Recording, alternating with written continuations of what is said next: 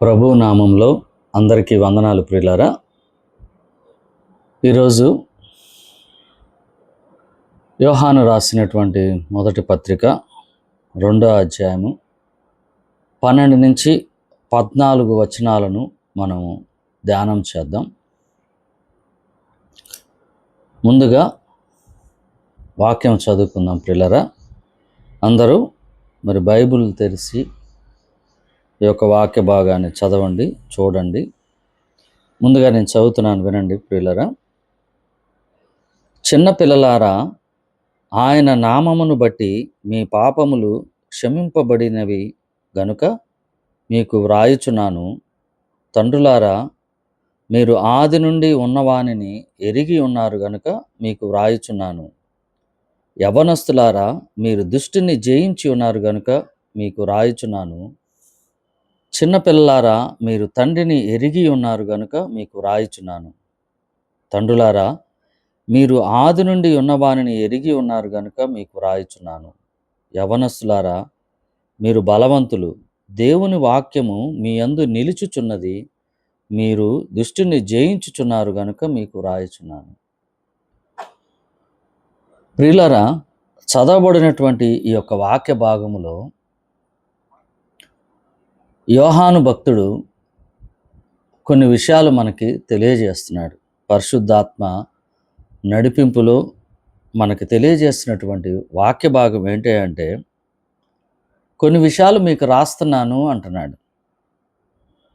ఆ కొన్ని విషయాలు ఏంటి అంటే, మీరు పొందుకున్నారు కాబట్టి రాస్తున్నాను అన్నాడు. ప్రాముఖ్యంగా మొదటిగా ఆలోచన చేస్తే ప్రియులారా, ఇక్కడ ఒక 3 రకాలైనటువంటి మనుషులకి లేదా గ్రూపులకి రాసినట్టుగా మనం చూస్తాం. చిన్నపిల్లలకు, యవనస్తులకు, తల్లిదండ్రులకు.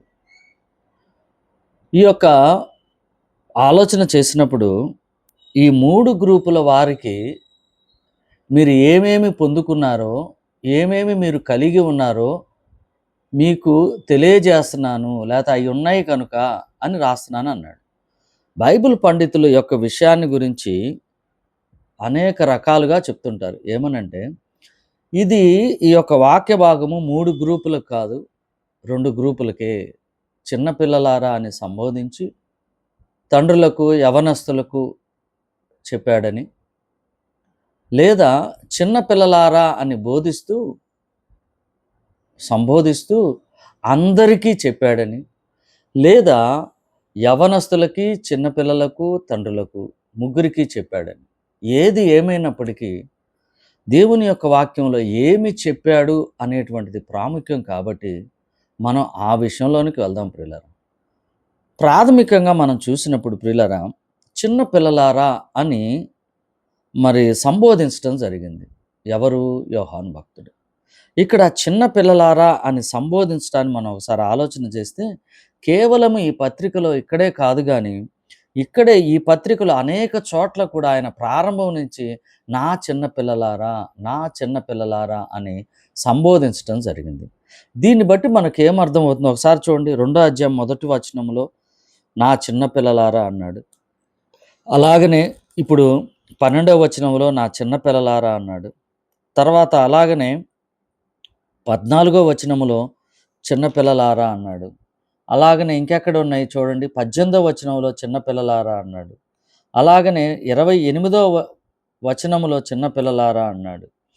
అలాగనే ఇంకా తర్వాత 7వ వచనములో 3వ అధ్యాయం 7వ వచనంలో చిన్నపిల్లలారా అని సంబోధించడం జరిగింది. ఇంకా ఇక్కడ ప్రతి విషయంలో ఎక్కడ చూసినప్పటికీ నా చిన్నపిల్లలారా లేదా చిన్నపిల్లలారా అని సంబోధించడం జరిగింది. దీన్ని బట్టి మనకు అర్థమవుతున్నటువంటి ఒక విషయం ఏంటంటే, యోహాను భక్తుడు అప్పటికి తను మరి వయస్సును బట్టి చాలా పెద్దవాడు. అక్కడ ఉన్నటువంటి సంఘాలకు మరి వారందరూ కూడా తదుపరి రక్షించబడినటువంటి వారు కాబట్టి వారిని బట్టి ఆయన నా చిన్న పిల్లలారా వినండి అని ఒక విషయం చెప్తున్నట్టుగా మనం గమనించవచ్చు. అలాగనే ప్రేమతో కూడా సంబోధించినట్లు కూడా మనం గమనించవచ్చు. నా చిన్న పిల్లలారా అని ప్రేమతో. అంటే దీన్ని పెద్దవాడుగా ఉన్నాడు కాబట్టి చిన్నపిల్లలారా అని సంబోధించాడు, లేదా ప్రేమను బట్టి సంబోధించాడు, లేదా అక్కడ సంఘములో ఉన్నటువంటి వారందరినీ ఆయన ఎరిగి ఉన్నాడు. వారందరికంటే పెద్దవాడు కాబట్టి దానిని బట్టి కూడా అక్కడ సంబోధించటం జరిగిందని గమనించవచ్చు. అయితే ప్రియులారా, ఇక్కడ 12, 13, 14 వచనాలను మనం గమనిస్తే 12, 13లో కొన్ని విషయాలు చెప్తూ వాటిని 14వ వచనంలో మళ్ళీ ఎత్తి రాసినట్టుగా, తిరగరాసినట్టుగా కనిపిస్తుంది. వాటినే రాశాడు గానీ కొంచెం కొంచెం మార్పు చేసుకుంటూ రాయటం జరిగింది. అంటే దీన్ని బట్టి ఇంకొక విషయాన్ని మనకు అర్థమవుతుందంటే, ఏదైనా ఒక విషయాన్ని 2 మార్లు లేదా పలుమార్లు మనకి తెలియజేసినప్పుడు ఆ యొక్క విషయంలో మనకి ఏముంటుందని గ్రహించాలంటే ప్రాధాన్యత ఉందని, లేదా జాగ్రత్త అని, మరొకసారి సరిచూసుకోండి అని ఒక విధంగా మనకి తెలియచేసినట్టుగా గమనించవచ్చు. ఇక్కడ ఉన్నటువంటి వాక్య భాగంలో 2 మార్లు మనకు తెలియజేశారంటే ఈ యొక్క విషయాల మీద జాగ్రత్త, మనసు పెట్టండి అని, మరొకసారి గుర్తు చేసుకోండి అని, జ్ఞాపకం చేసుకోనండి అని. సరే, మనము ఈ యొక్క విషయంలో మనం ముందుకెళ్దాం ప్రియులారా. మనము ఈయన చిన్న పిల్లలారని సంబోధించి ఇక్కడ ఒక విషయాన్ని 12, 13 లేదా 14 వచనాల్లో మనకు తెలియజేసినటువంటి విషయాలు ఒకవేళ 3 గ్రూపులుగా అనుకున్నప్పటికీ ఏమేమి తెలియజేస్తున్నాడో ఒకసారి చూద్దాం. ఈయనేం తెలియజేస్తున్నాడంటే, చిన్నపిల్లలారా ఆయన నామమును బట్టి మీ పాపములు క్షమింపబడినవి అని చెప్తున్నాడు. ఆయన నామమును బట్టి. ఎవరి నామము? ఎవరు క్షమించారు? ఎలా క్షమించారు? ఇదొకటి జ్ఞాపకం చేసుకుందాం. ఏమేం చెప్పాడు? చిన్నపిల్లలకి ఆయన నామమును బట్టి మీ పాపములు క్షమింపబడి ఉన్నవి అన్నాడు. అలాగనే రెండో విషయంలో తండ్రులారా అంటున్నాడు. మీరు ఆది నుండి ఉన్నవానిని ఎరిగి ఉన్నారు కాబట్టి అంటున్నాడు. అంటే ఆది నుండి ఉన్నవాన్ని దేవుణ్ణి ఎరిగి ఉన్నారు కాబట్టి వ్రాయుచున్నాను. యవ్వనస్తులారా మీరు దుష్టిని జయించి ఉన్నారు గనుక మీకు రాయుచున్నాను అని చెప్తున్నాడు. ప్రియులారా, ఒక విషయం చూడండి. ఇక్కడ మొదటిగా ఆయన చిన్నపిల్లలకి ఆయన నామమును బట్టి మీ పాపములు క్షమింపబడి ఉన్నవి. అంటే తండ్రుల యొక్క పాపములు క్షమించబడలేవా? రెండవదిగా యవనస్తుల పాపములు క్షమించబడలేవా? అంటే అందరికీ క్షమించబడి ఉన్నాయి. అంటే ఈ యొక్క విషయం ఎవరికి వర్తిస్తుంది? అందరికీ వర్తిస్తుంది. మరి తండ్రులకు ఏం చెప్తున్నాడు? మీరు ఆది నుండి ఉన్నవానిని ఎరిగి ఉన్నారు. అంటే ఆది నుండి ఉన్నవానిని ఎరిగి ఉన్నారంటే ఎవరైతే ఎరిగి ఉండలేదో వారి పాపాలు ఎలా క్షమించబడతాయి? ఇప్పుడు చిన్నపిల్లలు ఉన్నారు. వాళ్ళనేమన్నాడు? మీ పాపములు క్షమించబడి ఉన్నవి అన్నాడు. వాళ్ళు ఎరిగి ఉండకుండా ఎలా క్షమించబడతాయి పాపములు? అలాగనే పెద్దవాళ్ళు తండ్రులు కూడా దేవుణ్ణి ఎరిగి ఉన్నారని చెప్తున్నాడు. అలాగనే యవ్వనస్తులకు కూడా ఏం చేస్తారు? దుష్టుని జయించి ఉన్నారు. అంటే ఇక్కడ ఇక్కడ చెప్పబడినటువంటి ప్రతి విషయము అంటే యవనస్తుల గురించి కూడా చూస్తే మీరు దుష్టుని జయించి ఉన్నారు. అంటే దుష్టుని ఎవరు జయించి ఉన్నారు? ఒకటి యవనస్తులే జయించి ఉన్నారా? చిన్నపిల్లలు జయించలేదా? తర్వాత తండ్రులు జయించలేదా? అంటే దీన్ని బట్టి మనకేం అర్థమవుతుందంటే ఒకే గ్రూప్ ఆఫ్ పీపుల్‌కి ఆయన అన్ని విషయాలను తెలియజేస్తున్నాడు. దీన్ని బట్టి మనం ఒక విధంగా చెప్పొచ్చు. ఒకే గ్రూప్‌కి అన్ని విషయాలు తెలియజేస్తున్నాడు. తర్వాత 14వ వచనంలో అదే మళ్ళీ ఒకసారి చూడండి. చిన్నపిల్లారా మీరు తండ్రిని ఎరిగి ఉన్నారు. తండ్రిని ఎరిగి ఉన్నారంటే ఏంటి? తండ్రిని ఏమై ఉన్నాడో ఎరిగి ఉన్నాడు. ఆయన జ్ఞానము తెలిసి ఉన్నదని. అంటే తండ్రి యొక్క జ్ఞానము, దేవుని యొక్క జ్ఞానము, అంటే ఆయన ఏమై ఉన్నాడో ఎరిగి ఉన్నాము అనేటువంటి విషయము. అంటే మొదట్లో కూడా రాస్తున్నాడు అదే. తర్వాత కనుక నెక్స్ట్ తండ్రులారా మీరు ఆది నుండి ఉన్నవాన్ని ఎరిగి ఉన్నారు గనుక, అంటే దేవుని యొక్క జ్ఞానం, దేవుణ్ణి ఎరిగి ఉన్నారు వాళ్ళు. తర్వాత ఇంకోటంటే యవ్వనస్తులారా మీరు బలవంతులు. దేవుణ్ణి ఎరిగినటువంటి వాళ్ళు ప్రతి ఒక్కరు బలవంతులే అని చెప్తున్నాడు. దీన్ని బట్టి తర్వాత దేవుని వాక్యం మీ యందు నిలుచుచున్నది. అంటే పిల్లల్లో దేవుని యొక్క వాక్యం నిలుచున్నది, తండ్రుల్లో నిలిచి ఉన్నది, యవనస్తుల్లో నిలిచున్నది. అంటే దీన్ని బట్టి మనకేం అర్థమవుతుందంటే మనకు కనపడటానికి మూడు రకాలైనటువంటి మనుషులుగా కనిపిస్తున్నప్పటికీ చెబుతున్నటువంటి ప్రతి వాక్య భాగము, ప్రతి హెచ్చరిక, ప్రతి ఒక్కటి కూడా అక్కడ అందరికీ తెలియచేస్తున్నదిగా మనం గమనించాలి. అయితే ఏమేం తెలియజేస్తున్నాయంటే ప్రియులారా ఒక విషయాన్ని మనం గమనిద్దాం. ఇక్కడ రక్షించబడినటువంటి విశ్వాసికి కొన్ని రకాలైనటువంటి ప్రివిలేజెస్ మీకున్నాయి. నువ్వు రక్షించబడ్డావా? నీవు దేవుని విశ్వాసిగా ఉన్నావా? అయితే ఇవిగో ఇవన్నీ నీకొచ్చాయి, అది గ్రహించు అని ఒక విధంగా మనకి యోహాను భక్తుడు తెలియజేస్తున్నాడు. ఏమేం తెలియజేస్తున్నాడు? ఎలా తెలియజేస్తున్నాడో చూద్దాం. అంటే ఏంటి దీని ఉద్దేశ్యం? నేను రక్షించబడ్డానంటే నాకు ఈ విధమైనటువంటి, ఒక రకంగా చెప్పాలంటే నాకు ఈ ఆయుధాలు ఉన్నాయి కాబట్టి వీటితో నువ్వు దుష్టుణ్ణి జయించగలవు, దుష్టుణ్ణి ఎదిరించగలవు అని చెప్తున్నట్టుగా మనం గ్రహించవచ్చు. ఇక్కడ మనం చూద్దాం చూడండి.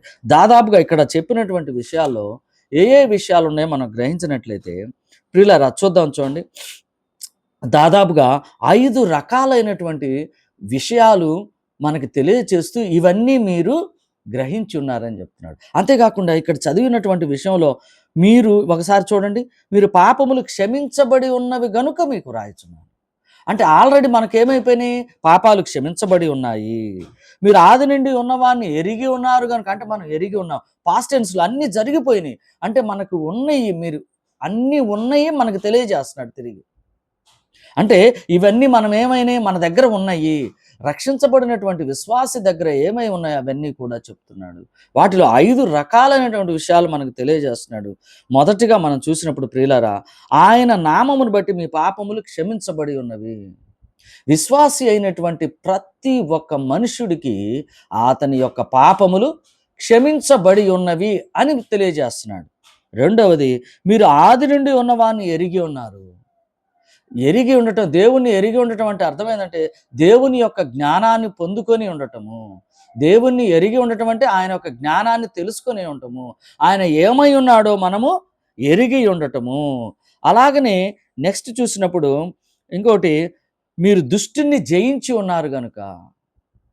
ఏ విశ్వాసి అయితే దేవుణ్ణి సమీపించి ఉన్నాడో, విశ్వాసగా ఎంచపడ్డాడో ఆయన దుష్టుని జయించి ఉన్నారు. తర్వాత మీరు తండ్రిని ఎరిగి ఉన్నారు. తండ్రిని ఎరిగి ఉన్నారంటే దేవుని యొక్క జ్ఞానం, అది కూడా అదే తిరిగి ఎత్తి రాసినటువంటిదిగా మనకు కనిపిస్తుంది. అలాగనే మళ్ళీ తండ్రులారా, అంటే 14వ వచనం చదువుతున్నాను. తండ్రులారా, మీరు ఆది నుండి ఉన్న వానిని ఎరిగి ఉన్నారు.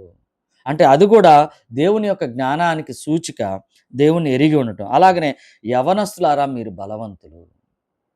అంటే రక్షించబడినటువంటి విశ్వాసి బలవంతుడు అని తెలియజేస్తున్నారు. అలాగనే దేవుని యొక్క వాక్యం మీ యందు నిలిచి ఉన్నది. అంటే ఎవరైతే రక్షించబడిన వారు ఉన్నారో వారిలో దేవుని యొక్క వాక్యము నిలిచి ఉన్నది అని మనకు తెలియజేస్తుంది. ప్రియులారా, ఒకసారి మనం ఈ 5 విషయాలను మనం గమనించినట్లయితే యోహాను భక్తుడు విశ్వాసులైనటువంటి దేవుని బిడ్డలకు లేదా సంఘ బిడ్డలకు ఏం తెలియజేస్తున్నాడంటే, అయ్యా, చిన్నపిల్లలు కానీ, యవనస్తులు కానీ, తండ్రులు కానీ ఎవరైనప్పటికీ మీలో ఇవి ఉన్నాయి. మీలో ఇవి ఉన్నాయి గనుక నేను వ్రాస్తున్నాను అని చెప్పాడు.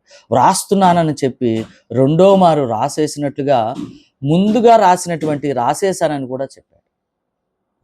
అంటే ఇక్కడ మనం వాక్య భాగాన్ని జాగ్రత్తగా ఆలోచిస్తే మనకు అవసరమైనటువంటి విషయం ఏందని చూస్తే 12, 13, 14 వచనాల్లో యోహాను భక్తుడు మనకు తెలియజేస్తుంది ఏంటంటే, మీరు దుష్టుని జయించటానికి, దుష్టుని ఎదిరించటానికి ఏవైతే అవసరమై ఉన్నాయో వాటన్నిటినీ దేవుడు మీకు అనుగ్రహించాడు. దేవుని యొక్క విశ్వాసులుగా ప్రభువుని విశ్వసించుట ద్వారా మీకు లభించినటువంటి ప్రత్యేకమైనటువంటి మీ యొక్క ఆయుధములు లేకపోతే ప్రివిలేజెస్ ఉన్నాయని చెప్తున్నాడు. అవేంటో మనం చూద్దాం. మరొకసారి వాటిని చూద్దాం. మొదటిగా ఏంటిదంటే ప్రియులారా, పాప క్షమాపణ. మొదటిగా పాప క్షమాపణ. రెండవది దేవుణ్ణి ఎరిగి ఉండటం. అక్కడ మీరు చూస్తే దేవుణ్ణి ఎరిగి ఉండటం. 13వ వచనంలో ఏం చెప్తున్నాడు చూడండి, మీరు ఆది నుండి ఉన్న వారిని ఎరిగి ఉన్నారు. ఒకటేమో మీ పాపములు క్షమించబడినవి, రెండేదేమో దేవుని ఎరిగి ఉన్నారు, అంటే దేవుని యొక్క జ్ఞానము పొందుకొని ఉన్నారు. మూడవది మీరు దుష్టుణ్ణి జయించి ఉన్నారు. అలాగనే 4వది చూసినట్లయితే మీరు బలవంతులు. 4వది మీరు బలవంతులు. 5వది దేవుని యొక్క వాక్యం మీలో నిలిచి ఉన్నది కాబట్టి నేను రాస్తున్నాను. ప్రియులారా, రక్షించబడినటువంటి మనకి కలిగినటువంటి గొప్ప ప్రివిలేజెస్, వీటిని మనం గ్రహించి తెలుసుకోవాలి. అయితే ఇక్కడ చెప్పినటువంటి విషయాల్లో మనం ఇంకొకసారి మనం వీటిని కొంతసేపు ధ్యానం చేసినట్లయితే నిజముగా మనము పాపములు క్షమించబడినాయా? పాపములు ఏ విధంగా క్షమించబడ్డాయి? ఎలా క్షమించబడ్డాయి? ఎవరు క్షమించారు? ఈ యొక్క 5 విషయాలు ఒకదాన్ని మనం కొద్దిసేపు ధ్యానం చేసినట్లయితే మనకున్నటువంటి ఆ గొప్ప ఆధిక్యతలు మనం ఎరిగి ఉండవచ్చు. తద్వారా మనం దుష్టుణ్ణి ఎదిరించవచ్చు. ఈ యొక్క విషయాన్ని చూద్దాం. మొదటిగా మనము కొద్దిసేపు ఆహ్, పాప క్షమాపణ ఏమన్నాడు ఇక్కడ? మీ పాపములు క్షమింపబడినవి గనుక మీకు రాయుచున్నాను అన్నాడు. తండ్రులైనా, పిల్లలైనా, యవ్వనస్తులైనా అందరి పాపములు క్షమించబడినవి. ఇదొక విషయాన్ని గమనించి, ఇక్కడ నుంచి మనం ఈ యొక్క విషయం మీద కొంతసేపు మనం ధ్యానం చేద్దాం ప్రియులారా. ఈ దినం మనము దాదాపుగా సాధ్యమైనంత వరకు పాపములు క్షమించబడి ఉన్నవి. ఈ విషయం మీద చూద్దాము. ఒకవేళ సమయాన్ని బట్టి దేవుని యొక్క జ్ఞానము, దేవుని ఎరిగి ఉండుట అంటే ఏంటో విషయాన్ని కూడా మనం ఆలోచన చేద్దాం. ముందుగా పాప క్షమాపణ గురించి ఆలోచన చేసినప్పుడు ప్రియులారా, ఈ విషయాన్ని బట్టి మనము ఈ యొక్క కొత్త నిబంధనలో అనేక చోట్ల దేవుడు రక్షించబడినటువంటి వాళ్ళకి ఏ విధంగా పాపాలను క్షమించాడో, ఎవరు క్షమించాడు, ఎవరి ద్వారా పాపములు క్షమించబడ్డాయి ఈ విషయాన్ని మనం కొద్దిసేపు ధ్యానం చేద్దాం ప్రియులారా. అపోస్తుల కార్యము 2వ అధ్యాయము ఒకసారి మనం చూసినట్లయితే, అపోస్తుల కార్యము మనము అపోస్తుల కార్యములో కొంతసేపు మనం అక్కడ నిలిచి ఉందాం ప్రియులారా. అపోస్తుల కార్యము 2వ అధ్యాయము 37, 38 వచనాలు చూద్దాం చూడండి. 37, 38 అపోస్తుల కార్యము 2వ అధ్యాయం 37, 38. వారు ఈ మాట విని హృదయములో నొచ్చుకొని, సహోదరులారా మేమేమి చేతుమని పేతురును కడమ అపోస్తలులను అడగగా, పేతురు మీరు మారు మనసు పొంది పాప క్షమాపణ నిమిత్తము ప్రతివాడు యేసుక్రీస్తు నామమున బాప్తిస్మము పొందుడి. ఇక్కడ ఒక విషయాన్ని ఇప్పుడు మళ్ళీ ఇక్కడ ఒక విషయాన్ని చదువుదాం. యోహాను రాసిన మొదటి పత్రిక 2వ అధ్యాయం 12వ వచనంలో ఆయన నామమును బట్టి మీ పాపములు క్షమించబడి ఉన్నవి అన్నాడు. ఇక్కడ 2వ అధ్యాయంలో రక్షించబడుతున్నటువంటి వాళ్ళు ఇక్కడ ఏమంటున్నారు? వాళ్ళు ఏమనుకున్నారు? 37వ వచనంలో అపోస్తల కార్యం 2వ అధ్యాయం 37వ వచనంలో వారు ఈ మాటలు విని ప్రభువు గురించినటువంటి సువార్త వర్తమానము పేతురు చెప్పినప్పుడు విని వారు హృదయములో నొచ్చుకున్నారట. వాళ్ళు మేమేమి చేతుమని కడమ అపోస్తలుని పేతురుని అడిగినప్పుడు వాళ్ళు ఏం చెప్తున్నారంటే, మీరు మారు మనస్సు పొంది పాప క్షమాపణ నిమిత్తము ప్రతివాడు యేసుక్రీస్తు నామమున బాప్తిస్మము పొందవలెను. అంటే పాపములు క్షమించబడ్డాయి అంటే దాని వెనక ఉన్నటువంటి విషయం ఏంటంటే ఆయన నామమును బట్టి. ఆయన నామం అంటే ఎవరు?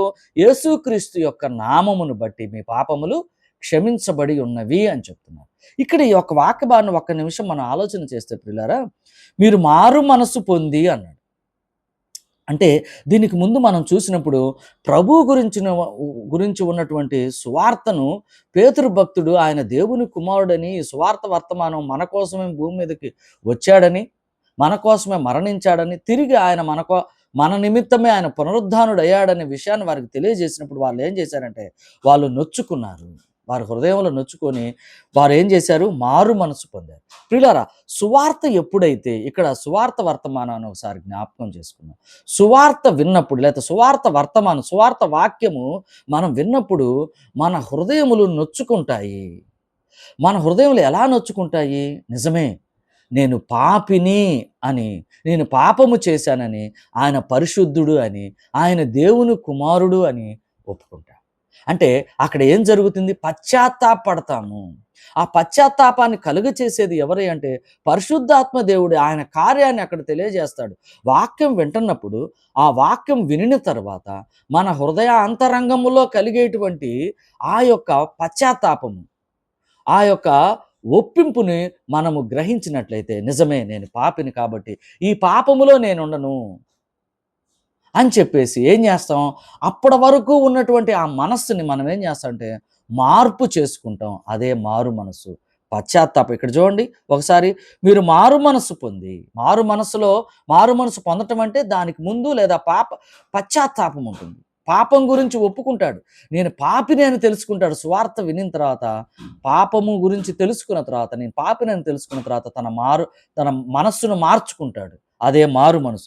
మారు మనసు పొందిన తర్వాత విశ్వాసముతో ఎవరి వైపుకి చూస్తాడు? నేను పాపిని, పాపము లేనివాడు ఎవరు? ప్రభు అయిన యేసుక్రీస్తుని చూసినప్పుడు, ఆయన్ను విశ్వసించినప్పుడు అక్కడ జరుగుతున్న విషయం ఏంటంటే పాప క్షమాపణ. అంటే ఇక్కడ మనకు రాసినటువంటి వాక్య భాగంలో యోహాను భక్తుడు ఏం చెప్తున్నాడు? మీ పాపములు క్షమించబడి ఉన్నవి గనుక మీకు రాస్తున్నాను. ఎవరి నామములో క్షమించబడి ఉన్నాయి? ప్రభువైన యేసుక్రీస్తు నామములో క్షమించబడి ఉన్నాయని ఇక్కడ విషయాన్ని మనకు తెలియజేస్తుంది. ఇక్కడ ఆయన నామములో బాప్తిసం పొందుకున్నారు. ఆయన నామములో వీళ్ళు ఏం చేశారు? పాప క్షమాపణ జరిగింది. దానికి ముందు సువార్తను విన్నప్పుడు వాళ్ళు ఏం చేశారు? పశ్చాత్తాపడ్డారు. వారి హృదయాలు నొచ్చుకున్నాయి. అంత మాత్రమే కాదు, పాపమునకు వాళ్ళు మారు మనసు పొందారు. మనస్సును మార్చుకొని ఇక ఆ పాపములో మేము ఉండలేము, అది పాపమని మేము ఎరిగి ఉన్నాం కాబట్టి మీ దగ్గరకు వచ్చాము. ప్రియులారా, ఇక్కడ విషయాన్ని మనం జ్ఞాపకం చేసుకుందాం. అందరూ జాగ్రత్తగా వినండి. ఒకసారి పాపములు దేవుడు క్షమించిన తర్వాత తిరిగి మళ్ళీ పాపములు ఎలాగ క్షమించాడంటే, చాలామంది అనుకుంటారు నేను రక్షించబడక ముందు ఉన్నటువంటి పాపములు, అంటే నేను అంతకుముందు చేసినటువంటి పాపములనే నన్ను క్షమించాడు దేవుడు, తదుపరి నేను చేస్తున్నటువంటి పాపములు, భవిష్యత్తులో చేసేటువంటి పాపములకు క్షమాపణ లేదు అని అంటారు. పిల్లరా, అది ఎన్నటెన్నటికీ సరైనటువంటి విషయం కాదు.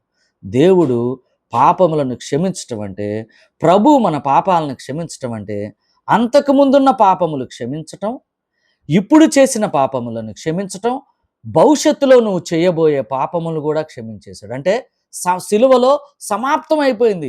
నీవు అంతకుముందు చేసినవి, నేడు చేసినవి, రాబో సమయంలో చేసినటువంటి మొత్తము కూడా కొట్టివేశాడు. ఎక్కడ కొట్టివేశాడు? సిలువలో కొట్టివేశాడు. ఇది బాగా జ్ఞాపకము చేసుకోవాలి. విశ్వాసులైనటువంటి వాళ్ళు, నా పాపములు క్షమించబడి ఉన్నాయి. ఎలాగా? సిలువలో ఎలా క్షమించబడి ఉన్నాయి? వెనకవి, నేటివి, రేపటివి కూడా క్షమించబడి ఉన్నాయి. ఇది బాగా గుర్తుపెట్టుకోండి ప్రియులారా, ఇది బాగా గుర్తుపెట్టుకుందాం. అలాగని ఇంకొక విషయాన్ని మనం గమనిద్దాం. చూడండి ప్రియులారా, 3వ అధ్యాయం 20వ వచనంలో, అపోస్తుల కార్యము ఇక్కడే 3వ అధ్యాయం 20వ వచనంలో, ఆ పేజీలోనే ఉంటుంది చూడండి. మీ కొరకు నియమించిన క్రీస్తు యేసును ఆయన పంపునట్లు మీ పాపములు తుడిచివేయబడి నిమిత్తమును మారు మనస్సు నొంది తిరుగుడి. చూడండి ప్రియులారా, మీ కొరకు నియమించిన క్రీస్తు యేసును, మన కోసము తండ్రి ప్రభువుని నియమించాడు. దేనికోసం నియమించాడు? ఆయన పంపునట్లు మీ పాపములు తుడిచివేయబడి నిమిత్తము. ఆయన పంపునట్లు అంటే ప్రభువుని, యేసుక్రీస్తుని ఇక్కడికి పంపించాలి అంటే మనం ఏం చేయబడాలి? మన పాపములు తుడిచివేయబడటానికే, తీసివేయటానికి. మరొకసారి చూద్దాం చూడండి. మీ కొరకు నియమించిన క్రీస్తు యేసును, యేసు ప్రభుని మన కోసం నియమించాడు. ఆయన పంపునట్లును మీ పాపములు తుడిచివేయబడు నిమిత్తము. తండ్రి మన కోసము కుమారుని పంపునట్లును, పంపినప్పుడు మనం ఏం చేయాలి? మన పాపములు తుడిచివేయబడాలంటే మారు మనసు నొంది తిరుగుడి. మీరు మారు మనసు పొంది తిరుగుట వలన మీ పాపములు క్షమించబడతాయి. ఇది దేవుడు కుమారుని మన కోసం పంపించాడు. యేసుక్రీస్తు ప్రభువారు భూమి మీదకు వచ్చింది కేవలము మనందరి పాపములను తీసివేయటానికి వచ్చాడు. ఇది బాగా గమనిద్దాం ప్రియులారా. మరొక విషయాన్ని 5వ అధ్యాయము, ఇదే అపోస్తుల కార్యంలో 5వ అధ్యాయము 31వ వచనంలో కూడా మనం గమనించినట్లయితే 5:31లో, ఇశ్రాయేలునకు మారు మనసును పాప క్షమాపణను దయచేయుటకే దేవుడు ఆయనను అధిపతినిగాను రక్షకునిగాను తన దక్షిణ హస్త బలము చేత హెచ్చించి ఉన్నాడు. ఇశ్రాయేలునకు మారు మనస్సును పాప క్షమాపణ. ఇశ్రాయేలుకు ఏమి ఇవ్వటానికి దేవుడు పంపించాడు? కుమారుని మారు మనస్సు పొందటానికి. అంటే పశ్చాత్తాపడి మారు మనస్సు పొంది ప్రభు వైపుకు చూడటానికి. తద్వారా ఏం జరుగుతుంది? పాప క్షమాపణ జరుగు నిమిత్తము దేవుడు అధిపతిగాను ఆయన్ను పంపించాడు. దీన్ని బట్టి మనకు ఏమర్థమైంది? ఎవరి నామములో మనకి పాపములు క్షమించబడుతున్నాయి? ఎవరు మన పాపములు క్షమించారు? యేసుక్రీస్తు ప్రభు యొక్క నామములో మన పాపములు క్షమించబడ్డావి. అలాగనే ఆయన మన పాపములను క్షమించాడు. ఆ క్షమించడానికి ముందు జరిగినటువంటిది కార్యం ఏంటంటే పశ్చాత్తాపము, మారు మనసు. రక్షించబడినటువంటి ప్రతి విశ్వాసి యొక్క జీవితంలో ఈ కార్యము దైవ నియమము. దీనికి వేరుగా రక్షణ అనేటువంటిది జరగని విషయము. ఒకవేళ నీవు మందిరానికి లేక చర్చికని నా జీవితంలో దేవుడు ఈ మంచి కార్యం చేశాడు, లేకపోతే నాకు ఉద్యోగాన్ని ఇచ్చాడు, నా జబ్బు పోయింది, ఇవన్నీ ఏదైనా ఒక కార్యము జరిగి నువ్వు దేవుని దగ్గరకు ఆకర్షించబడి మందిరానికి వచ్చినట్లయితే, నా ప్రియమైనటువంటి సహోదరులారా, మీరు రక్షించబడినటువంటి వారు కాదు. మీరు మందిరానికి వస్తున్నారు. అయితే అందువలన రక్షించబడ్డారని కాదు. ఆదివారం వచ్చి అయితే నీ పాపములు నీలో ఏం కలగాలంటే మొట్టమొదటగా పశ్చాత్తాపం కలగాలి. సువార్త వినాలి, పశ్చాత్తాపం కలగాలి, మారు మనసు పొందాలి. ప్రభువైన యేసుక్రీస్తు నామములో నీ పాపములు క్షమించబడి, ప్రభువైన యేసుక్రీస్తు నామములో బాప్తిసం పొంది సంఘము ఎదుట చేర్చబడాలి. ఇది ప్రాసెస్. ఈ ప్రాసెస్‌కి వేరే వైపున ఉన్నటువంటిది ఏదైనా గాని, నేను వేరే పద్ధతిలో వచ్చాను నువ్వు అనుకున్నట్లయితే, నీవు దేవుని బిడ్డవి కాదు. సంఘములో నీకు స్థానం లేదు, పాలు పంపులు లేదు. అంటే దేవుని యొక్క వాక్యమునకు నీవు విధేయుడిగా అవ్వలేదు. సరిగా నీవు దేవుని యొక్క వాక్యాన్ని వినలేదని అర్థం. అఫ్‌కోర్స్ నీకు దేవుడు సహాయం చేసుండొచ్చు, అది వాస్తవమే. కానీ నీవు మాత్రము పాపములు, పశ్చాత్తాపము, మారు మనస్సు, పాప క్షమాపణ, మరి బ్యాప్తిజము, ఇవన్నీ కూడా సరైన పద్ధతితో సక్రమంగా ఒకటి తర్వాత ఒకటి నీకు జరిగి ఉండలేదు. మరొక వాక్య భాగాన్ని చూద్దాం, చూడండి ప్రియులారా. ఇక్కడ మళ్ళీ 10వ అధ్యాయం 43వ వచనంలో కొర్నేలి విషయంలో కూడా ఇక్కడ మనం చూసినట్లయితే ఇక్కడ కూడా సేమ్ మనకి ఈ విషయాలు తెలుస్తుంది. 10వ అధ్యాయము ప్రియులారా 43వ వచనంలో బాగా చూడండి. 10వ అధ్యాయం 43, ఆయనందు విశ్వాసముంచి వాడెవడో వాడు ఆయన నామము మూలముగా పాప క్షమాపణ పొందునని ప్రవక్తలందరూ ఆయన గూర్చి సాక్ష్యం ఇచ్చుచున్నారనను. ఆయన గూర్చిన ప్రవచనము లేదా సాక్ష్యము ఏమిటి అంటే, ప్రవక్తలు చెప్పింది, ఆయన యందు విశ్వాసముంచి వాడెవడో. ఆయన యందు విశ్వాసం ఉంచడం అంటే, నేను పాపినని పశ్చాత్తాపడి మారు మనసు పొందిన తర్వాత ఇంకెవరి యందు విశ్వాసం ఉంచాలి? ఇదిగో ఈయనే దేవుని యొక్క ప్రియకుమారుడు, ఈయన నా పాపములను క్షమించాడు అని నువ్వు ఆయన యందు విశ్వాసం ఉంచితే, ఆయన వైపు తిరిగితే ఇవన్నీ జరుగుతాయి. అంటే నువ్వేం చేయాలి? విశ్వాసం ఉంచాలి. విశ్వాసం ఉంచిన వాడి యొక్క పాపములు ఏమవుతాయి? క్షమించబడతాయి. పశ్చాత్తాపము అనగా మారు మనసు తిరిగి ఎవరి వైపుకు చూడాలి? ప్రభువు వైపుకు చూడాలి. విశ్వాసముతో చూసినట్టయితే పాపములు క్షమించబడతాయి. ప్రభు యొక్క బిడ్డగా నువ్వు లేదా సంఘములో చేర్చబడతావు. ఈ విషయాన్ని మనం గమనించవచ్చు. మళ్ళీ 13వ అధ్యాయము 38వ వచనం ఒకసారి చూద్దాం, చూడండి ప్రియులారా. 13వ అధ్యాయం 38వ వచనములో ఇక్కడ చూద్దాం, చూడండి. కాబట్టి సహోదరులారా మీకు ఈయన ద్వారానే పాప క్షమాపణ ప్రచురమగుచున్నదనియు. ఇక్కడ కూడా ఈయన ద్వారానే పాప క్షమాపణ, ప్రభు అయిన యేసుక్రీస్తు వారి ద్వారానే పాప క్షమాపణ. మరి ఎవరి ద్వారా పాప క్షమాపణ అనేది లేదు. పాప క్షమాపణ అనంతరము నీవు బ్యాప్తిజం తీసుకొని సంఘములో చేర్చబడేటువంటిది ఇది ప్రాసెస్. మనం గుర్తుపెట్టుకుందాం. మనం ఏమనుకుంటున్నాం? ఆయన నామములో పాప క్షమాపణ జరిగింది. ఆయన నామములో పాప క్షమాపణ జరిగింది. యోహాను రాసిన మొదటి పత్రికలో ఏం చూసుకున్నాం మనం? చిన్నపిల్లలారా, ఆయన నామమును బట్టి మీ పాపములు క్షమించబడి ఉన్నవి గనుక మీకు రాయుచున్నాను. అయితే రక్షించబడినటువంటి విశ్వాస యొక్క పాపములు క్షమించబడి ఉన్నాయా? ఎస్, క్షమించబడి ఉన్నాయి. ఎవరి పాపములు క్షమించబడి ఉన్నాయో వారు విశ్వసించారా? ఎస్, విశ్వసించారు. వారు పశ్చాత్తాపడ్డారా? ఎస్, పశ్చాత్తాపడ్డారు. మారు మనసు పొందారా? ఎస్, మారు మనసు పొందారు. పాపములు క్షమించబడ్డాయి. బాప్తిసం తీసుకున్నారు ఆయన నామములో. ఎక్కడికి చేర్చబడ్డారు? సంఘములో చేర్చబడ్డారు. ప్రియులారా, ఈ యొక్క విషయాన్ని మరొకసారి చూద్దాం, చూడండి. చివరిగా 26వ అధ్యాయం, అపోస్తల కార్యము 26వ అధ్యాయము 18వ వచనంలో కూడా ఈ విషయాన్ని గురించి ఏమి చూద్దాం, చూడండి. 18 చూడండి. ఇక్కడ 18వ వచనంలో పౌలు యొక్క విషయాన్ని మనకు తెలియజేస్తూ, పౌలు గురించి చెబుతూ, నేను 16, 18 రెండు కలిసి ఉన్నాయి. చివరిగా అంటే మధ్యలో ఈ యొక్క విషయాన్ని తెలియజేశారు. చూద్దాం, చూడండి. నీవు నన్ను చూచి ఉన్న సంగతిని గూర్చియు, నేను నీకు కనబడబో సంగతిని గూర్చియు, నిన్ను పరిచారకుని గాను సాక్షిని గాను నియమించుటకై కనబడి ఉన్నాను. అంటే దేవుడు ప్రభువు తనకు కనిపించాడు. ఎవరికి? పౌలుకి. కనిపించినప్పుడు నేను ఈ విషయం కోసం కనిపించాను. నీవు లేచి నీ పాదములు మోపి నిలవమని చెప్తున్నాడు. నేను ఈ ప్రజల వలనను అన్యజనుల వలనను హాని కలగకుండా నిన్ను కాపాడదను. వాళ్ళందరి గురించి నీకేం ప్రాబ్లం జరగకుండా నేను కాపాడతాను. వారు చీకటిలో నుండి వెలుగులోనికి, సాతాను అధికారము నుండి దేవుని వైపుకును తిరిగి నా యందలి విశ్వాసము చేత పాప క్షమాపణను పరిశుద్ధపరచబడిన వారిలో స్వాస్థ్యమును పొందునట్లు వారి కన్నులు తెరుచుటకే నేను నిన్ను వారి యొద్దకు పంపెదను. అంటే పౌలుని ప్రభువు పంపిస్తున్నాడు. దేని నిమిత్తము? అంధకారములో నుండి వెలుగులోనికి తీసుకొని రావటానికి, విశ్వాసము చేత పాప క్షమాపణ. అంటే ప్రభువును విశ్వసించుట ద్వారా వాళ్ళకి పాప క్షమాపణ పొందుటను అనేది ఇక్కడ తెలియజేస్తున్నాడు. అంటే మనకు అర్థం అవ్వాల్సిందంటే, విశ్వసించినటువంటి ప్రతి విశ్వాసి లేదా రక్షించబడినటువంటి ప్రతి విశ్వాసి యొక్క పాపములు క్షమించబడి ఉన్నవి మనం గుర్తుపెట్టుకున్నాం. నీవు రక్షణ పొంది ఉన్నావా? అయితే ఖచ్చితంగా నీకేం జరిగింది? పాప క్షమాపణ జరిగింది. దానికి ముందు ఏం జరిగి ఉండాలి? నీవు నీ హృదయములో నొచ్చుకొనుట, అంటే పశ్చాత్తాపడ్డావా? నీ పూర్వము చేసినటువంటి పాపముల నిమిత్తమే నీవు పాపివి అని నీ మనస్సు, నీ హృదయములో నొచ్చుకున్నావా?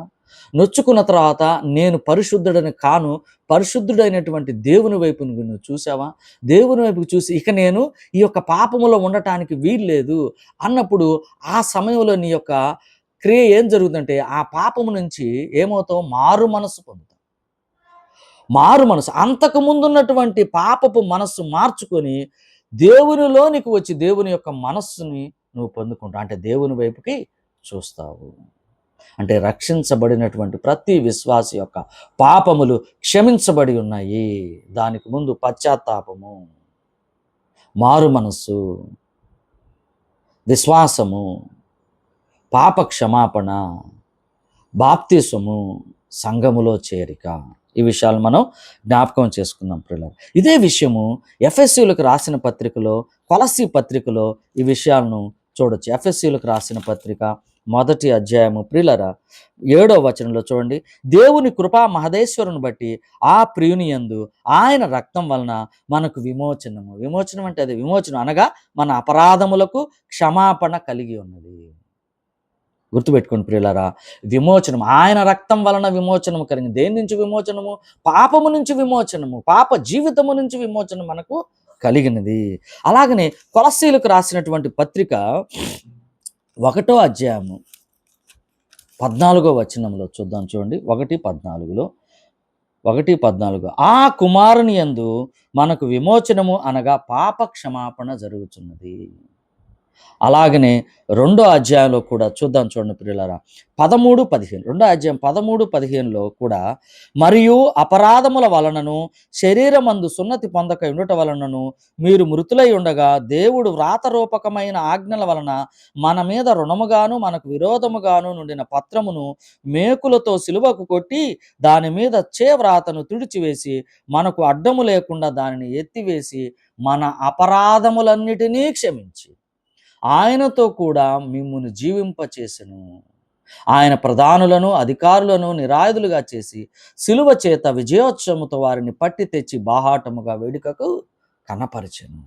ప్రియులారా, ఇక్కడ కూడా మనం తెలుసుకోవాల్సిన విషయం ఏంటంటే, రక్షించబడినటువంటి ప్రతి విశ్వాసి యొక్క పాపములు క్షమించబడ్డాయి. ఏ పాపములవి? అంతకుముందు చేసినవి, ఇప్పుడు చేసినవి, భవిష్యత్తులో చేయబోయి. అయితే ఇక్కడ ఒక విషయాన్ని మనం జాగ్రత్తగా గమనించాలి ప్రియులారా. పాపములు క్షమించబడ్డాయి. అయితే రక్షించబడినటువంటి విశ్వాసి పాపము ఎప్పుడూ కూడా చేయడు. తను చీకటి నుంచి ఎక్కడికి వచ్చాడు?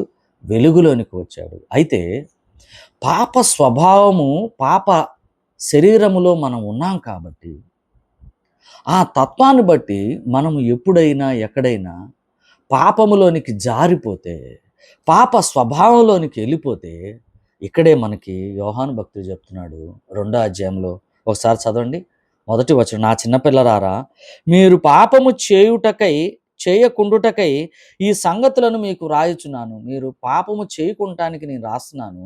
తర్వాత విషయం చూడండి. ఎవడైనను పాపము చేసిన ఎడల నీతిమంతుడైన యేసుక్రీస్తు అను ఉత్తరవాది తండ్రి యొద్ద మనకున్నాడు. ప్రియులారా, ఇక్కడ విషయం మనం గమనించినట్లయితే ప్రాముఖ్యంగా అపవాది మనల్ని ఏం చేస్తాడంటే, అదిగో నువ్వు నీ సహోదరుని విషయంలో, నీ విషయంలో ఈనాడు లేకపోతే నిన్న పాపం చేసావు, ఈరోజు పాపం చేసావు కాబట్టి ఇవి నువ్వు పాపివి అని నేరారోపణ చేస్తుంటాడు. ప్రతిసారి వాటిని గుర్తు చేసి నిన్నేం చేస్తుంటాడు, ఇక నీ మాట ఈ దేవుడెండు, నీతో సావాసం ఉండడు, ఇక నువ్వు పాపివే అని నిన్ను నేరారోపణ చేసి నిందిస్తూ ఉంటాడు. అయితే ఇక్కడ యోహాను భక్తుడు లేదా పరిశుద్ధాత్మ దేవుడు ఏం చెప్తున్నాడంటే, నీ పాపములు పూర్తిగా క్షమించబడ్డాయి. అయితే నువ్వేం చేయాలి, ఒకవేళ నువ్వు పాపములోనికి వెళ్తే ఉత్తరవాది అయినటువంటి మన ప్రభువు ఉన్నాడు. నీవు దేవుణ్ణి సమీపించాయా, నేను నా సహోదరుని విషయంలో లేకపోతే ఈ విషయాల్లో నా మాటల ద్వారా లేదా నా క్రియల ద్వారా నా ఆలోచన ద్వారా ఈ పాపము చేశాను, నన్ను క్షమించు, నేను పశ్చాత్తాపడుతున్నాను. మళ్ళీ నన్ను దేవుణ్ణి సమీపించినప్పుడు ఆయన ఖచ్చితంగా ఆ పాపమును క్షమిస్తాడు. క్షమించటం వలన మళ్ళీ తిరిగి నువ్వు పోగొట్టుకున్నటువంటి ఆయన సహవాసాన్ని మళ్ళీ తిరిగి పునరుద్ధరించబడి ఆ సంతోషం, ఆ సమాధానం ఆయనతో కొనసాగుతూ ఉంది. అయితే ఎప్పుడైతే అపవాది నిన్ను నిందిస్తున్నాడో నీవు దానికి బానిసేక నేను పాపం చేశాను కాబట్టి నేను పాపినే అనుకోవాల్సిన పని లేదు. ఒకవేళ దేవుడి దగ్గరికి నువ్వేం భయపడటానికి వీలు లేదు. అది చెప్తున్నాడు ఇక్కడ యోహాను భక్తుడు. నా చిన్న పిల్లలారా, మీ పాపములు క్షమించబడి ఉన్నవి గనుక మీకు రాస్తున్నాను. మీ పాపములు క్షమించబడ్డాయండి, మీరు భయపడాల్సిన అవసరం లేదు. ఆ అపవాదికి చోటు ఇవ్వాల్సిన అవసరం లేదు. అపవాది వైపుకి చూడాల్సిన అవసరం లేదు. ఆ అపవాదికి మీరు భయపడాల్సిన అవసరం లేదు. ఎందుకంటే మీ అంతకుముందు ఉన్న పాపములు, అన్ని పాపములు క్షమించబడ్డావా. అయితే నువ్వు చేయాల్సిన పని ఒకటి ఉంది. నీవు పాప స్వభావం బట్టో లేకపోతే పాప శరీర తత్వాన్ని బట్టో నీవు ఒకవేళ పాపములోనికి వెళితే ఆ పాప నిమిత్తము దేవుని సన్నిధానంలో చేరి నువ్వేం చేయాలి, పశ్చాత్తాపడాలి, దేవుణ్ణి అడగాలి. క్షమించమని అడిగినప్పుడు తిరిగి నీ పాపము క్షమించబడి నీవు దేవుని సావాసములోనికి వస్తావు. అయితే అపవాదికి చోటు ఇవ్వకుండా ఉండాలి. అయితే ఇక్కడ యోహాను భక్తుడు మనకు తెలియజేస్తున్న విషయం ఏంటంటే, నువ్వు ఎటువంటి పరిస్థితుల్లో నీవు పాపములు క్షమించబడ్డాయి కాబట్టి ఈ పాపము నిమిత్తములో అంటే ఇప్పుడు చేసినటువంటి పాపము నిమిత్తంలో అపవాది నిన్ను ఏమైనా నేరారోపణ చేస్తుంటే వాడికి నువ్వు చెప్పాల్సిన విషయం ఏంటంటే, ఏం చెప్పాలంటే, నా మీద నీకు అధికారము లేదు అని చెప్పాలి. ఎందుకంటే పాపములు సిలువలో కొట్టివేయబడ్డాయి. మళ్ళీ ఒకసారి ఈ విషయాన్ని మనం చూద్దాం. చూడండి ప్రియులారా, కొలస్సీలకు రాసినటువంటి పత్రిక అది చదువుకుంటే మనకి ఎంతో ఆదరణ ఉంటుంది. చూడండి, కొలస్సీలకు రాసినటువంటి పత్రిక ఇప్పుడు చదివిందే 13-15 వచనాలు, 2వ అధ్యాయం. మరియు అపరాధముల వలనను శరీరమందు సున్నతి పొందక ఉండుట వలనను మీరు మృతులై ఉండగా దేవుడు వ్రాత రూపకమైన ఆజ్ఞన వలన, బాగా చూడండి, మన మీద రుణముగాను మనకు విరోధముగాను నుండిన పత్రమును మేకులతో సిలువకు కొట్టి దాని మీద చేవ్రాతను తుడిచివేసి మనకు అడ్డము లేకుండా దాన్ని వెత్తివేసి మన అపరాధములన్నిటినీ క్షమించి ఆయనతో కూడా మిమ్మును జీవింపచేసెను. ఆయన ప్రధానులను అధికారులను నిరాయుధులుగా చేసి సిలువ చేత విజయోత్సవంతో వారిని పట్టి తెచ్చి బాహాటముగా వేడుకకు కనపరచను. మనం జ్ఞాపకం చేసుకుందాం పిల్లలు, మన పాపములు సిలువలో కొట్టివేయబడ్డాయి. మన రుణము అపవాది ఎప్పుడూ కూడా వాడు ఏం చేస్తున్నాడు, వీళ్ళింత పాపం చేశారు, వీళ్ళకి శిక్ష ఏంటి, నరకము, చీకటి కొట్టము అని చెబుతున్నప్పుడు ప్రభు ఏం చేశాడంటే మనందరి పాపముల నిమిత్తము సిలువలో మరణించి ఆ పాపముల నివారణ చేశాడు మనకి. అంటే పాప స్వభావము నుంచి మనల్ని ఏం చేశాడు, దూరపరిచాడు. పాప ప్రభావం నుంచి దూరపరిచాడు. పాప భారము నుంచి దూరపరిచాడు. ఇక మనకి అపవాదికి మన మీద అధికారము లేదు, సిలువలో కొట్టివేయటం జరిగింది. ఇక నీ మీద అధికారము అపవాదికి లేదు, అది మనం గ్రహించాలి. ఆ విషయాన్ని ఇక్కడ యోహాను భక్తుడు మనకు తెలియజేస్తున్నాడు. ఏమని, నా ప్రియమైనటువంటి చిన్నపిల్లలారా, మీరు మీ పాపములు క్షమించబడ్డాయి. ఎవరి నామములో, ప్రభు అయిన యేసుక్రీస్తు వారి అత్యంత ఘనమైనటువంటి నామములో ఆయన శరీరము, రక్తము, ఆ యొక్క బలియాగము ద్వారా మీరు రక్షించబడి ఉన్నారు. ఇక పాపమునకు నీ మీద అధికారం లేదు. కాబట్టి నువ్వు పాపములోనికి వెళ్ళటానికి వీలు లేదు. ఒకవేళ వెళ్ళినట్లయితే ఉత్తరవాదైనటువంటి మన ప్రియమైనటువంటి ప్రభువు యేసుక్రీస్తు వారు ఉన్నారు. ఈ విషయాన్ని మనకు తెలియజేస్తున్నాయి. చివరగా 2 వచనాలను చూద్దాం చూడండి ప్రియులారా. అయితే దేవుడు మన కోసం వచ్చాడు. పాపము తీసివేయటానికి వచ్చాడు. ఇదే యోహాను రాసినటువంటి పత్రికలోనే 3వ అధ్యాయం 15వ వచనం చూడండి. 3వ అధ్యాయము 5వ వచనంలో చూడండి. ఆయన దేనికోసం వచ్చాడంటే 3వ అధ్యాయం 5వ వచనంలో పాపములను తీసివేయుటకై ఆయన ప్రత్యక్షమాయెను. యేసు ప్రభు వారు భూమి మీదకు వచ్చింది ఆయన కుమారుడు దేనికోసం అంటే పాపములు తీసివేయటానికి. ఇంకో విషయాన్ని చూద్దాం చూడండి. మత్తయి సువార్త 1వ అధ్యాయము 20, మత్తయి సువార్త 1:20 చూడండి. 21 చూడండి. ఆమె యొక్క కుమారుని కనును తన ప్రజలను వారి పాపముల నుండి ఆయనే రక్షించును గనుక ఆయనకు యేసు అని పేరు పెట్టుదు అనెను. ఇక్కడ చూడండి 1:20. 20 నుంచి చదివిన అతడు ఈ సంగతుల గురించి ఆలోచించుకొనుచుండగా ఇదిగో ప్రభుదూత స్వప్నమందు అతనికి ప్రత్యక్షమై దావీదు కుమారుడు అయిన యోసేపు నీ భార్య అయిన మరియను చేర్చుకొనుటకు భయపడకము, ఆమె గర్భము ధరించినది పరిశుద్ధాత్మ వలన కలిగినది, ఆమె యొక్క కుమారుని కనును తన ప్రజలను వారి పాపముల నుండి ఆయనే రక్షించును. యేసు ప్రభు భూమి మీదకు వచ్చింది, ఆయన పుట్టింది దేనికోసం అంటే మన పాపములను క్షమించటానికి. తన ప్రజలను, మనం ఎవరి ప్రజలము? ఆయన ప్రజలము. మన పాపములు క్షమించబడి ఉన్నవి ఆయన నామమును బట్టి. మరొకసారి జ్ఞాపకము చేసుకుందాం. ఈ విషయాన్ని జ్ఞాపకము చేసుకోవటం కాదు, మనము స్థిరపరుచుకుందాం ప్రియులారా. యోహాను సువార్త 1వ అధ్యాయం 29వ వచనం చూద్దాం చూడండి. 1:29. యోహాను సువార్త 1:29. 1:29లో ఏం రాయబడిందో? యోహాను సువార్త 1:29లో అదిగో మరునాడు యోహాను యేసు తన యొద్దకు రాగా, ఇక్కడ యోహాను అంటే ఎవరు చూడండి. యోహాను యేసు తన యొద్దకు రాగా, మరునాడు యోహాను యేసు తన యొద్దకు రాగా చూచి బాప్తిసమిచ్చే యోహాను దగ్గరికి యేసు ప్రభు వారు వచ్చినప్పుడు ఇదిగో లోక పాపములను మోసుకొని పోవు దేవుని గొర్రెపిల్ల. లోక పాపములను మోసుకొని పోవు దేవుని గొర్రెపిల్ల.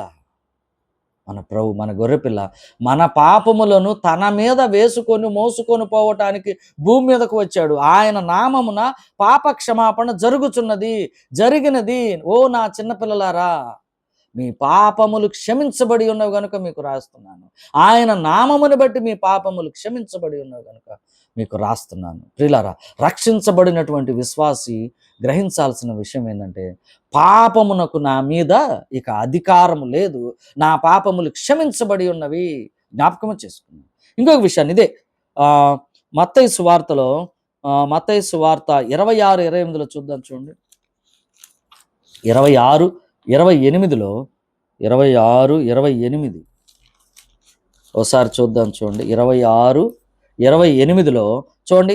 ఇది నా రక్తము అనగా పాప క్షమాపణ నిమిత్తము అనేకుల కొరకు చిందించబడుతున్న నిబంధన రక్తము. ఇది నా రక్తము పాప క్షమాపణ నిమిత్తము అనేకుల కొరకు చిందించబడుతున్నటువంటిది పాప క్షమాపణ. యేసు ప్రభు యొక్క రక్తము ప్రతి పాపమును ఏం చేసింది? తుడిచివేసింది. గుర్తుపెట్టుకుందాం ప్రియులారా. ఇక్కడ విశ్వాసకి కొన్ని ఉపయోగకరమైనటువంటివి ప్రివిలేజెస్ దేవుడు ఇచ్చాడు. సిలువలో మనకి సిలువ అనేటువంటిది పాపమునకు ముగింపు. ఆ పాపపు ముగింపు ద్వారా మనకు కలిగినటువంటి గొప్ప విషయాలు ఇవి యోహాను భక్తుడు మనకు తెలియజేస్తున్నాడు. మరొకసారి మనం చదువుకుందాం పిల్లలు.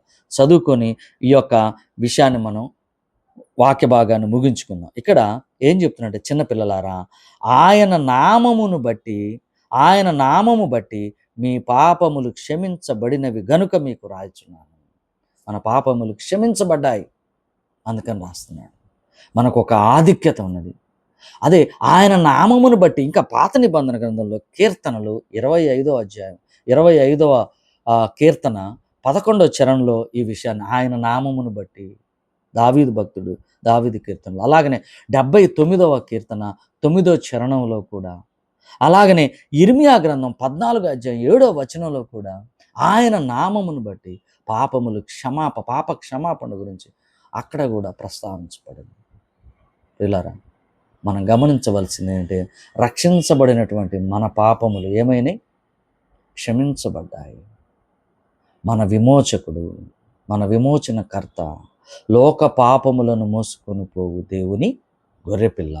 ఈ విషయాన్ని మనం గమనించాలి ప్రియులారా. మన పాపములు సిలువలో కొట్టివేయబడ్డాయి, మనం రక్షించబడ్డాం. కాబట్టి అపవాదికి మనం ఎటువంటి పరిస్థితుల్లో మనము వాడి దారిలో వెళ్ళటానికి వీలు లేదు. మన పాపములు క్షమించబడ్డాయి కాబట్టి ఇక పాపం చేయటానికి మనం వీలు లేదు. అంటే మనం చాలా జాగ్రత్తగా జ్ఞాపకం చేసుకోవాల్సిందంటే, ఇక అపవాది సహవాసములోనికి మనం వెళ్ళకూడదు. వాడు నిన్ను ఇబ్బంది పెడుతుంటే, వాడు నేరారోపణ చేస్తుంటే వాడికి మనం చెప్పాల్సింది ఏంటంటే, నా తండ్రి, నా ప్రభువు, మా యేసుక్రీస్తు వారు సిలువలో మా పాపములను కొట్టివేశాడు. ఇక వాటికి మా మీద అధికారము లేదు, నీవు మా మీద చలాయించాల్సిన విషయము లేదు అని మనం గమనించుకోవాలి. ప్రియులరా, మళ్ళీ తదుపరి, ఇప్పటికే చాలా సమయం అయిపోయింది కాబట్టి మిగతా రకాలైనటువంటి విషయాలు, విశ్వాసికి కలిగినటువంటి ఆధిక్యతలను ఇప్పుడు మనం మిగతాయి మనం తర్వాత తర్వాత క్లాసెస్లో కానీ తర్వాత విషయాలు మనం ధ్యానం చేద్దాం ప్రియులరా. మనము ఎన్ని రకాలైనవి ఉన్నాయన్నా? 5 రకాలు. మొదటిగా పాప క్షమాపణ, రెండవది దేవుణ్ణి ఎరిగి ఉండటం. అంటే దేవుణ్ణి ఎరిగి ఉండటం అంటే దేవుని జ్ఞానాన్ని తెలుసుకొని ఉండటము. ఆ విషయాన్ని గురించి తదుపరి మనం ధ్యానం చేద్దాం. మరి ఈ మాటలు దేవుడు దీవించునుగాక. ప్రియులరా, ఈ యొక్క వాక్య భాగాన్ని మీరు కూడా ధ్యానం చేయండి. ఈ విషయాలు మీరు గ్రహించండి, మీ హృదయాల్లో పెట్టుకోండి. ఒకవేళ వాక్యానుసారంగా నేను బోధించినటువంటి బోధలో సరిగా లేకపోతే దయచేసి, బెరయా సంఘస్థులు ఏం చేశారంటే, పౌలు శీలలు చెప్పినటువంటి వాక్యాలు అలాగున్నాయో లేదో వాళ్ళు చూసుకున్నారు. మీరు కూడా ఖచ్చితంగా ఈ యొక్క వాక్య ధ్యానము సరైనదా కాదా అనేది మీ వాక్యముతో సరిచూసుకుని సరైనదైతే స్వీకరించండి, సరైనది కాకపోతే తిరస్కరించండి. ఈ విషయాన్ని గమనిద్దాం. ప్రభు ఈ మాటలు దీవించునుగాక. ప్రభు నామంలో అందరికీ వందనాలు ప్రియులారా.